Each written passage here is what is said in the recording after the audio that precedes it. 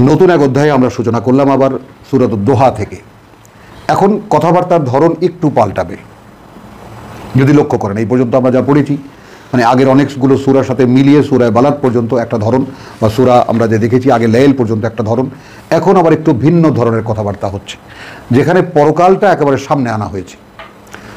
ওয়াদ-দুহা ওয়াল-লাইলি ইযা সাজা, সূরাতুদ দোহা। শপথ করা হচ্ছে দোহার অর্থাৎ মধ্যদিনের, ওয়াল-লাইল এবং রাতের যখন তা আচ্ছন্ন হয়। তাহলে রাত এবং দিনেরকে সামনে রেখে মা ওয়াদ্দাকা রাব্বুকা ওয়া মা কালা, না ত্যাগ করেছেন তোমাকে তোমার প্রতিপালক, আর না তিনি অসন্তুষ্ট হয়েছেন তোমার প্রতি। তার মানে এটা তো তাফসীর তো বিশাল, আমরা অনেক গল্প পড়েছি, কিন্তু একটা ক্রাইসিস তো কোরআন পাঠকদের জন্য যেহেতু খুবই দরকার, এই জন্য আমরা নিবেদন করতে চাই এইভাবে যে আপনার কোরআন পড়ছেন কখনো দেখবেন আর ভালো লাগছে না।